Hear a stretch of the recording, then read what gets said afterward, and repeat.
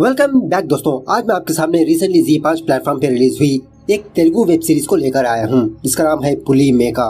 उसी तरह एक मिस्ट्री थ्रिलर वेब सीरीज है। अब सीरीज के बारे में बात करें तो सीरीज अच्छी ही लगी मुझे। बीच बीच में काफी सारे ट्विस्ट और टर्न्स देखने को मिलते हैं और उसी तरह क्लाइमैक्स में भी। लेकिन इसको सीरीज के बदले मूवी बना देते और अच्छा होता। मतलब सीरीज में काफी सारे अननेसेसरी सीन्स चलने लगते हैं, जैसे family drama, love story, south का action etcetera. Normal thriller web series जैसी नहीं है ये, जो 24 घंटे एंगेजिंग रखे। और इसी तरह इसमें 8 एपिसोड्स है, एक एक एपिसोड का ड्यूरेशन आधे घंटे के आसपास। तो चलिए इन शॉर्ट में मैं आपको इस वेब सीरीज की कहानी सुना देता हूँ। उससे पहले लुटा दो प्यार, फॉलो इंस्टाग्राम। कहानी की शुरुआत में ही हम ये देखते हैं कि एक साइको किलर है जो सिर्फ भिखारियों को ही मारता रहता है, और वो भी उनके सरों पर पत्थर डाल के। लेकिन इस बार किरण प्रभा नाम की एक ऑफिसर उस साइको किलर को गिरफ्तार कर ही लेती है, उसे ट्रैप करके। उसके बाद किरण मीडिया के सामने आकर ये साइको किलर क्यों सिर्फ भिखारियों को ही मारता है उसकी कहानी बताने लगती है। खैर, दूसरे सीन में प्रकाश रेड्डी नाम का एक पुलिस ऑफिसर अपने घर जाने के लिए पासी के रेलवे स्टेशन पर जाता है। ट्रेन का वेट करते रहता है। तभी पीछे से एक अनजान बंदा प्रकाश रेड्डी को पीछे से धक्का देकर उसे मार देता है। मतलब क्राइम के नीचे धक्का देकर उसे मार देता है। खैर, दूसरे सीन में दिवाकर नाम के एक बंदे को दिखाया जाता है, जिसका एक यूट्यूब चैनल होता है जिसमें सारे लोगों के ज्योतिष वगैरह बोलते रहता है। दिवाकर के 2 बेटे होते हैं, एक का नाम है करुणा, दूसरे बेटे का प्रभाकर। करुणा यूएस गए हुए 2 साल हुआ, अभी तक ये घर नहीं लौटा। जब भी फोन करो टालता ही रहता है। दूसरा बेटा प्रभाकर जो फॉरेंसिक डिपार्टमेंट में काम करता रहता है। फिलहाल प्रभाकर उसी स्टेशन के पास कुछ क्लूज को कलेक्ट करते रहता है, रात में जिस पुलिस वाले का मर्डर हुआ था। और उसी तरह दिवाकर प्रभाकर की जल्द से जल्द शादी करवाना चाहता है, लेकिन प्रभाकर को कोई भी लड़की पसंद नहीं आती, ये रिजेक्ट करते रहता है। उसके बाद कमिश्नर वहाँ पर आकर आसपास के सीसीटीवी फुटेज को कलेक्ट करने के लिए कहता है। मतलब पता करना चाहता है कि आखिरकार प्रकाश रेड्डी के साथ क्या हुआ, क्या ये एक्सीडेंट था या कुछ और। दूसरी तरफ प्रभाकर को अपनी फॉरेंसिक लैब में एक जबरदस्त न्यूज पता चलती है। मतलब कुछ सैंपल देखकर इसके तो होश ही उड़ जाते हैं। इस तरफ कमिश्नर अनुराग सारे पुलिस वालों को बुलाकर उनकी क्लास लेने लगता है, क्योंकि 1 महीने पहले अनिल नाम के एक पुलिस ऑफिसर की मौत हो गई थी। मतलब मर्डर हो गया था। अभी तक वो केस सॉल्व नहीं हुआ। फटाफट से अनिल के केस को क्लोज करने के लिए कहता है। इसी मीटिंग के दौरान एक पुलिस वाला एक सीसीटीवी फुटेज लाता है। इस फुटेज को देखने के बाद ये बात पता चलती है कि प्रकाश का मर्डर है, न ही कि एक्सीडेंट। उस वीडियो में साफ दिखाई दे रहा होता है कि कोई अनजान बंदा इस पुलिस वाले को धक्का देकर मार दिया। तभी वहाँ पर प्रभाकर आकर अनुराग से कहने लगता है कि सर, प्रकाश रेड्डी का एक्सीडेंट नहीं बल्कि मर्डर हुआ। और उसी तरह 1 मंथ पहले अनिल नाम के एक पुलिस ऑफिसर का भी मर्डर हुआ था, उसको मारने वाला भी यही बंदा है। अनुराग पूछने लगता है कि तुम कैसे कह सकते हो। प्रभाकर कहने लगता है कि प्रकाश के नाखूनों के अंदर मुझे कुछ फर पार्टिकल्स मिले, जिसका मतलब किलर ने कोई फर टाइप का कोट पहना था। वही सेम फर पार्टिकल्स मुझे अनिल के क्राइम स्पॉट पर भी मिले। मुझे लगता है कोई है जो सिर्फ पुलिस वालों को ही मार रहा है। इस तरफ वरंगल में किरण अपनी टीम के साथ एक गैंग को पकड़ती है, जो काफी दिनों से बच्चों को किडनैप कर रही थी। लेकिन फाइट के दौरान इस गैंग का मेन लीडर वहाँ से भाग जाता है। तभी अनुराग किरण को कॉल करके इसको ये केस देने लगता है कि कोई सीरियल किलर है जो सिर्फ पुलिस वालों को ही टारगेट कर रहा है, तुमको फटाफट से हैदराबाद आना होगा। दूसरे सीन में हम रवि नाम के एक बंदे को देखते हैं, जो अपने घर में मरे हुए पुलिस वालों की फोटो चिपकाकर उनके फोटो पर क्रॉस करने लगता है। दूसरे दिन प्रभाकर का बड़ा भाई करुणा अपनी गर्लफ्रेंड के साथ इंडिया आता है, लेकिन ये बात अपने माँ बाप को नहीं बताता। इस तरह प्रभाकर की मुलाकात इत्तेफाक से किरण से होती है। मतलब प्रभाकर यही समझकर किरण से मुलाकात करता है कि किरण प्रभाकर को देखने के लिए आई है, मतलब शादी के लिए। लेकिन बाद में प्रभाकर को पता चलता है कि किरण एक पुलिस ऑफिसर है। लेकिन प्रभाकर को पहली नजर में ही प्यार हो जाता है। और इसी तरह यहाँ पर एक और बात यह है कि किरण के माँ बाप भी किरण को फोर्स करते रहते हैं शादी करने के लिए। और इसी तरह किरण के माँ बाप प्रभाकर के फादर मतलब दिवाकर के बहुत बड़े फैन होते हैं। मतलब दिवाकर एक पंडित होता है ना, उसकी सारी चीजें ये दोनों फॉलो करते रहते हैं। खैर, उसके बाद किरण अपनी एक टीम बनाती है इस केस को इन्वेस्टिगेशन करने के लिए। अब इसकी टीम में प्रभाकर भी मौजूद होता है। सो किरण अपने टीम मेंबर से कहने लगती है कि मरे हुए 2 पुलिस ऑफिसर्स पिछले 6 महीनों में कौन कौन से डील किया, कौन कौन से सेटलमेंट किया, किन किन से लिंकअप है, सारे के सारे डिटेल्स हासिल करने के लिए कहती है। तो किरण की टीम लगातार इसी काम में लगी रहती है। सो उसके बाद किरण की टीम को एक फुटेज मिलता है, जहाँ पर रवि जो थोड़ी देर पहले दिखाया था ना, मीडिया के सामने आकर अनिल को ही धमकी दे रहा होता है। और उसी तरह रवि प्रकाश से एक रेस्टोरेंट में मुलाकात करके उसे भी मारने की कोशिश की थी, मतलब उसे भी झगड़ा किया। उसके बाद किरण की टीम रवि को ट्रैप करके उसे गिरफ्तार कर ही लेती है।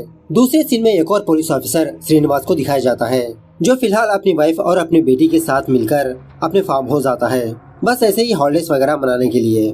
इस तरफ रवि से पूछताछ करने पर रवि यही कहने लगता है कि इसने उन दोनों को नहीं मारा। ये एक रियल एस्टेट के काम में अनिल ने रवि को धोखा दिया, इसीलिए अनिल को डराने के लिए रवि ने मीडिया के सामने आकर अनिल को धमकी दी, लेकिन इसने उन दोनों को नहीं मारा। खैर रात होने के बाद जब श्रीनिवास अपनी फैमिली के साथ कुछ टाइम स्पेंड करता रहता है, तभी बार बार कोई अनजान बंदा इसकी दरवाजे की घंटी बजाने लगता है। जब श्रीनिवास बाहर जाता है तो बाहर कोई भी मौजूद नहीं होता। इस तरह से 2-3 बार होता है। फाइनली श्रीनिवास को कुछ दूरी पर एक बंदा नजर आता है, जो फर का कोट पहना होता है। जब श्रीनिवास उस बंदे के पास जाता है तो वो बंदा श्रीनिवास को बहुत ही बेरहमी से मार देता है। तभी अनलकीली ये चीज श्रीनिवास की बेटी देख लेती है।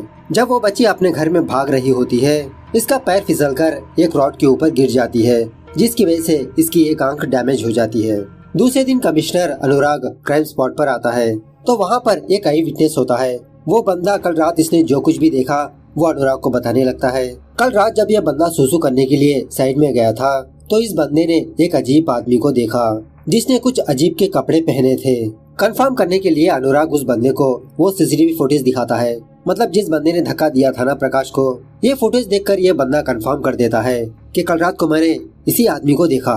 सो तभी अनुराग किरण को कॉल करके यह सारी बात बताने लगता है कि रवि असली कातिल नहीं है, असली कातिल अभी भी बाहर घूम रहा है और श्रीनिवास नाम के एक और पुलिस ऑफिसर को मार दिया। सो किरण रवि को छोड़ देती है, मतलब दोबारा इन लोगों की इन्वेस्टिगेशन स्टार्टिंग पर ही आके रुकती है। उसके बाद प्रभाकर एक आइडिया देता है कि इन तीनों लोगों में से कॉमन पॉइंट क्या है वो हमें पहले फाइंड आउट करना होगा, उसके बाद हमको किलर का नेक्स्ट टारगेट पता चलेगा। खैर उसके बाद प्रभाकर अपनी माँ का दुख बर्दाश्त न करते हुए अपने बड़े भाई करुणा के बारे में फाइंड आउट करके उससे मिलने के लिए जाता है उसकी ऑफिस। अब यहाँ पर बात यह है कि प्रभाकर का फादर मतलब दिवाकर ज्योतिष वगैरह बोलते रहता है लोगों के, उसी तरह वीडियोस भी बनाता है। दिवाकर के वीडियोस देखकर करुणा के फ्रेंड्स करुणा को चिढ़ाया करते थे, मतलब स्कूल डेज में। सो करुणा अपनी फैमिली से छुटकारा पाना चाहता था, इसीलिए अच्छे से पढ़ाई करके यूएस चला गया। और उसी तरह करुणा ने अपनी गर्लफ्रेंड को ये भी बताया था कि एक रोड एक्सीडेंट में इसकी सारी की सारी फैमिली मारी गई। उस एक्सीडेंट में सिर्फ करुणा ही बचा और अभी भी करुणा कुछ काम के लिए इंडिया आया, दोबारा ये यूएस लौट जाएगा। प्रभाकर कहने लगता है कि हमारे फादर ने जो कुछ भी किया वो सिर्फ हमारे लिए ही तो किया, वही ज्योतिष बोलकर हम दोनों की परवरिश की, हम दोनों को पढ़ाया, और अब तुम हमारे फादर को ही इग्नोर कर रहे हो, उनको मार दिया। करुणा कहने लगता है कि बचपन से लेते हुए अब तक इसके फादर ने जो कुछ भी इसके ऊपर खर्चा किया उससे भी 10 गुना करुणा अपने फादर को देने के लिए रेडी है, लेकिन बस इससे कांटेक्ट मत करो। ये सब कुछ सुनने के बाद बेचारा प्रभाकर बहुत दुखी होकर वहाँ से चला जाता है। इस तरफ किरण रात के वक्त जब जॉगिंग करने के लिए जाती है, वही अनजान बंदा किरण पर वार करने लगता है। इन दोनों के बीच एक जबरदस्त फाइट होती है, लेकिन किरण के हाथों से वो किलर बच ही जाता है। यह होने के बाद कमिश्नर और किरण की टीम फटाफट से किरण के घर आते हैं। अनुराग किरण की सिक्योरिटी बढ़ा देता है और उसी तरह वहाँ पर मर्डर वेपन भी मिलता है। खैर दूसरे दिन करुणा की माँ करुणा के ऑफिस जाती है, मतलब अपने बेटे से मिलने के लिए। करुणा से बहुत रिक्वेस्ट करने लगती है कि ये लौट के वापस हमारे घर आ जाए, लेकिन करुणा दोबारा उस घर में आना ही नहीं चाहता। खैर उसी रात वही किलर दस्तगीर नाम के एक गवर्नमेंट डॉक्टर को मार देता है। Same style same pattern. Police वाले आसपास के सीसीटीवी फुटेज को चेक करने पर इन लोगों को एक फुटेज मिलता है जहां पर सेम वही किलर इन लोगों को नजर आता है, फर वाले कपड़े पहने हुए। अब ये चीज देखकर किरण की टीम शॉक में रह जाते हैं, मतलब कल तक ये लोग यही सोच रहे थे कि वो किलर सिर्फ पुलिस वालों को ही मार रहा है, लेकिन अब तो एक डॉक्टर भी मारा गया। प्रभाकर क्राइम स्पॉट पर जाता है कुछ क्लूज वगैरह हासिल करने के लिए। रात होने के बाद प्रभाकर किरण के पास आकर कहने लगता है कि किरण मुझे पता चल गया कि कातिल कौन है। किरण शॉकिंगली पूछने लगती है कि कौन है वो। प्रभाकर कहने लगता है कि वो तुम ही हो, मतलब उन चारों को मारने वाली खुद किरण है। प्रभाकर किरण को क्राइम स्पॉट पर पाए गए कुछ एविडेंस को दिखाने लगता है, मतलब कुछ इयररिंग्स। ये इयररिंग खुद किरण का है जो इसने कल वेडिंग में पहना था। सो किरण से पूछने लगता है बताओ क्यों कत्ल किया तुमने उन चारों का। किरण प्रभाकर को अपना फ्लैशबैक बताने लगती है। एक्चुअली कुछ सालों पहले किरण और कुछ लड़कियां वॉलीबॉल खेलने के लिए दूसरे शहर जा रहे थे ट्रेन में, मतलब किरण वॉलीबॉल प्लेयर थी। रास्ते के दौरान जब ये ट्रेन किसी स्टेशन पर रुकी थी, कुछ लड़के किरण के डिब्बे में आकर उसे बेहोश करके स्टेशन से बाहर ले जाने लगे। तभी लकीली ये चीज पल्लवी नाम की एक लड़की देखती है। किरण को बचाने के लिए फटाफट से पल्लवी भी चोरी चुपके उनके पीछे जाने लगती है। जब ये लड़के किरण को किसी जगह पर लाकर इसके साथ बलात्कार करने ही वाले होते हैं, तभी पल्लवी अपने दिमाग का इस्तेमाल करके अपने फ्रेंड्स को बुलाने लगती है। हालांकि वहाँ पर कोई भी मौजूद नहीं होता, लेकिन उन लड़कों को डराने के लिए पल्लवी ऐसा करती है। पल्लवी को चिल्लाता हुआ देख वो चारों लड़के वहाँ से भाग जाते हैं डर के मारे। उसके बाद पल्लवी किरण को होश में लाकर जो कुछ हुआ वो सारी बात बताने लगती है। वहाँ के पुलिस वाले इन दोनों के पास आकर इनका कंप्लेंट लेते हैं। एक्चुअली ऐसा पहली बार नहीं, काफी सारी बार हुआ इस स्टेशन पर, लेकिन यहाँ की पुलिस कोई भी एक्शन नहीं लेती। इस तरह से एक बंदा किरण और पल्लवी को बताता है। उसके बाद यही बंदा किरण और पल्लवी को कुछ पैसे देकर बस पकड़कर जाने के लिए कहता है। रास्ते के दौरान किरण पल्लवी को बहुत थैंक यू बोलने लगती है और उसे ये भी कहने लगती है कि ये बात इसके माँ बाप ना बताए, वरना खामखा वो परेशान हो जाएंगे। यहाँ पर एक और बात यह है कि किरण और पल्लवी इससे पहले एक दूसरे को बिल्कुल भी नहीं जानते। किरण वॉलीबॉल प्लेयर होती है और पल्लवी चेस प्लेयर, और डिफरेंट कॉलेज। पल्लवी एक हॉस्टल में रहते हुए अपनी पढ़ाई करती रहती है, लेकिन जब से किरण से मुलाकात हुई पल्लवी अपना ज्यादा टाइम किरण के घर में ही बिताती रहती है। कुछ ही समय में ये दोनों बहुत अच्छे दोस्त बन जाते हैं। एक्चुअली किरण का सपना होता है कि ये पायलट बने। कुछ दिनों बाद इसका सपना पूरा भी होने वाला है, लेकिन पल्लवी किरण को एक सजेशन देती है कि किरण एक IPS ऑफिसर बने, क्योंकि किरण के अंदर वो सारी खूबियाँ हैं। उसके बाद क्या था, किरण पल्लवी की बात मानकर IPS की तैयारी करने लगती है। फाइनली किरण एग्जाम वगैरह क्रैक करके दूसरे शहर ट्रेनिंग पर भी चली जाती है। इसके कुछ दिनों बाद पल्लवी के साथ एक बहुत बड़ी घटना पेश आई। एक दिन पल्लवी अनिल नाम के एक पुलिस ऑफिसर को कॉल करके ये कंप्लेंट दिया कि KVR फार्म हाउस में कुछ लोग ड्रग्स का इस्तेमाल कर रहे हैं। अनिल यही बात प्रकाश नाम के एक और पुलिस ऑफिसर को कॉल करके बताता है। प्रकाश कहने लगता है, अरे यार, वहाँ पर बड़े बड़े लोगों के औलाद होंगे, वहाँ पर जाकर अगर हम लोग उनको अरेस्ट भी किया तो कोई फर्क नहीं पड़ेगा, इसलिए तुम बस ऐसे ही फॉर्मेलिटी के लिए वहाँ पर जाकर अगर कुछ पैसे मिले तो ले आओ। इस तरह से अनिल अपने ड्राइवर अंजन के साथ उस फार्म हाउस जाकर थोड़ी देर के बाद कुछ पैसे लेकर बाहर आता है। जब अनिल पुलिस स्टेशन आता है, पल्लवी दोबारा अनिल को कॉल करके ये बात बताने लगती है कि आप पुलिस वाले कंप्लेंट लेने के बजाय रिश्वत लेकर चले गए, मैं ये बात मीडिया को बताऊंगी। अनिल दोबारा यही बात प्रकाश को कॉल करके बताता है। पूछने लगता है कि सर अब मैं क्या करूं। प्रकाश श्रीनिवास को कॉल करके वो सारी बात बताने लगता है। उसके बाद प्रकाश, अनिल, श्रीनिवास ये सारे लोग मिलकर उस फार्म हाउस में जाकर खुद पल्लवी को ही अरेस्ट करके बाहर लाते हैं। उसी फार्म हाउस के बाहर मीडिया होने की वजह से श्रीनिवास ये सारी बात मीडिया से शेयर करने लगता है कि इस फार्म हाउस में इसी लड़की ने कोकेन लेकर गई। रास्ते भर बेचारी पल्लवी इन पुलिस वालों को यही समझाने लगती है कि सर मैंने कोई गलती नहीं की, मुझे क्यों अरेस्ट कर रहे हो। श्रीनिवास कहने लगता है कि फिलहाल तुम ये जुर्म कबूल कर लो, 2 दिन के बाद जेल से बाहर आ सकती हो, मैं तुमको बाहर निकालूंगा। पल्लवी यही कहने लगती है कि सर मैंने जिस काम को नहीं किया उसको कबूल क्यों करूं। उसके बाद श्रीनिवास एक गवर्नमेंट हॉस्पिटल जाकर डॉक्टर दस्तगीर को रिश्वत देकर एक झूठी रिपोर्ट बनवाता है कि पल्लवी के अंदर ड्रग्स पाया गया। उसी वक्त पुलिस वाले पल्लवी को जज के पास ले जाकर इसको रिमांड में रखने का परमिशन लेते हैं। खैर दूसरे दिन प्रभाकर किरण से पूछने लगता है कि अगर तुम ही किलर हो तो उस रात तुमको किसने अटैक किया। किरण कहने लगती है, वरंगल सैदिलू। मतलब जब किरण वरंगल में थी, एक बंदा इसके हाथों से बच के निकला था ना, वही बंदा किरण को मारने की कोशिश की। खैर उसके बाद किरण प्रभाकर को आगे की कहानी सुनाने लगती है। एक दिन किरण को पता चला कि पल्लवी ने जेल में सुसाइड कर लिया। पल्लवी की लाश को देखने के बाद बेचारी किरण बहुत रोने लगी। मतलब जिसके लिए किरण IPS ऑफिसर बनना चाहती थी, अब वही इस दुनिया में नहीं रही। पल्लवी के माँ बाप हार्ट पेशेंट्स होने की वजह से किरण ने पल्लवी की डेथ की खबर उसके माँ बाप को नहीं बताई। किरण ने ही इसका अंत्यक्रिया का काम कर दिया। इसके कुछ दिनों बाद किरण फील्ड ट्रेनिंग पर एंटर होती है। इसी दरमियान में एक दिन किरण KVR फार्म हाउस की फाइल को ढूंढने लगती है। किरण को फाइल्स ढूंढता हुआ वो ड्राइवर अंजया देख लेता है।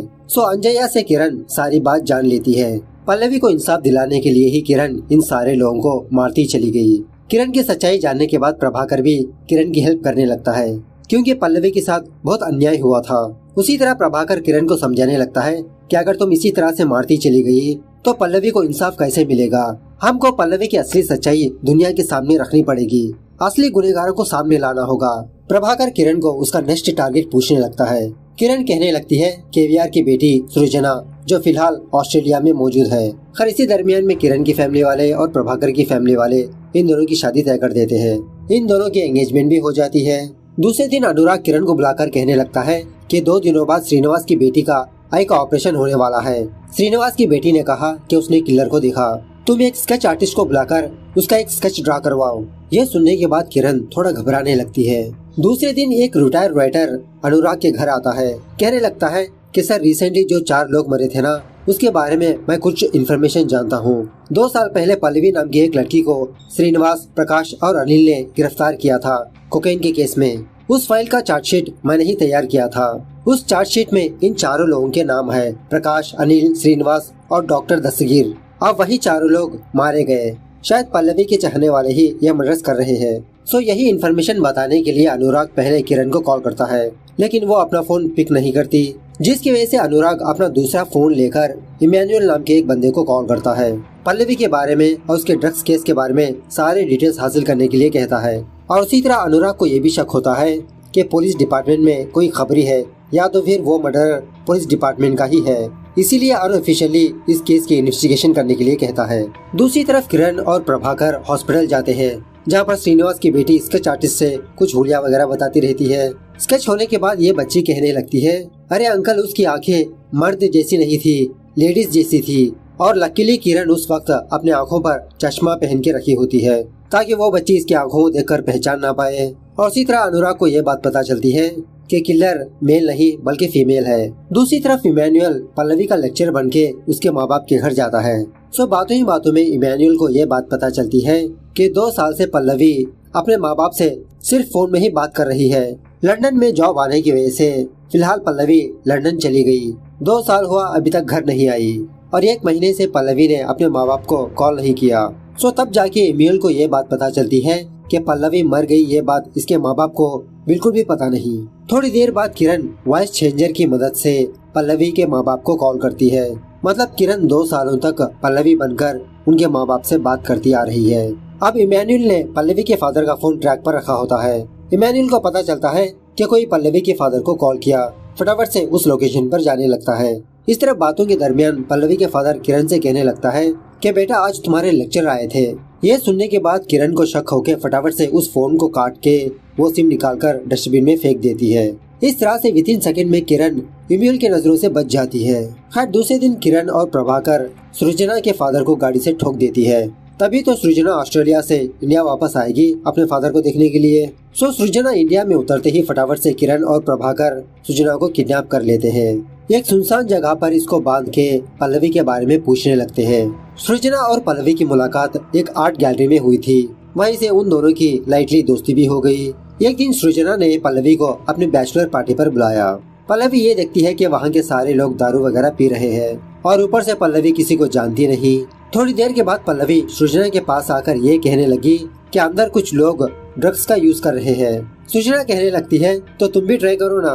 सो और थोड़ी देर के बाद सृजना के फ्रेंड्स सृजना के पास आकर ये कहने लगते हैं कि तुम्हारी जो फ्रेंड है ना पल्लवी, उसने पुलिस को यहाँ पर बुलाया, तुम यहीं पर रुको, बाहर मत आओ। और थोड़ी देर के बाद सृजना ने ये देखा कि कुछ पुलिस वाले इस फार्म हाउस में आकर पल्लवी को गिरफ्तार कर ले जा रहे हैं। अंदर क्या हुआ, पुलिस के बीच क्या हुआ, मुझे कुछ भी पता नहीं। उसके बाद मुझे पल्लवी की मौत की खबर पता चली कि जेल में पल्लवी ने सुसाइड कर लिया। इसी पूछताछ के दौरान सृजना करुणा का नाम भी लेती है। मतलब सृजना की फ्रेंड ने कहा था कि करुणा ने सारा मामला सुलझा दिया। करुणा का नाम सुनते ही प्रभाकर शॉक में रह जाता है, क्योंकि ये तो इसका भाई ही है। सो उसके बाद प्रभाकर अपने भाई के बारे में किरण को बताने लगता है। दूसरी तरफ इमैनुअल भी अपने तरीके से इन्वेस्टिगेशन करते रहता है। सो इसी में एक लड़की से इमैनुअल को ये बात पता चलती है कि पल्लवी की एक बेस्ट फ्रेंड थी। मुझे तो उसका नाम पता नहीं, लेकिन वो वॉलीबॉल प्लेयर भी थी और IPS ऑफिसर भी। इमैनुअल यही बात अनुराग को कॉल करके बताने पर अनुराग फटाक से पहचान लेता है कि वो किरण ही हो सकती है। खैर, दूसरे दिन किरण यादम्मा नाम की एक औरत को किडनैप कर ले आती है। यादम्मा को करण शॉक देते हुए पल्लवी के बारे में पूछने लगती है। यहाँ पर बात यह है कि जब पल्लवी रिमांड के लिए जेल में गई थी, यादम्मा ने किसी के कहने पर पल्लवी को मार दिया। मतलब पल्लवी का सुसाइड नहीं बल्कि मर्डर था। यादम्मा कहने लगती है कि मुझे उस ऑफिसर का नाम तो नहीं पता, लेकिन कहते थे कि वो कोई बड़ा ऑफिसर है। उसी के कहने पर मैंने पल्लवी को मार दिया। खैर, उसके बाद किरण और प्रभाकर करुणा उसकी गर्लफ्रेंड को ट्रैप करके इन दोनों को भी किडनैप कर ले आते हैं। पल्लवी के बारे में 2 साल पहले बैचलर पार्टी के बारे में पूछने लगते हैं कि आखिरकार उस पार्टी में क्या हुआ, पल्लवी कैसे फंसी। सो करुणा उसकी गर्लफ्रेंड जो हुआ वो बताने लगते हैं कि एक्चुअली उस दिन फार्म हाउस के एक कमरे में कुछ लोग ड्रग्स वगैरह ले रहे थे।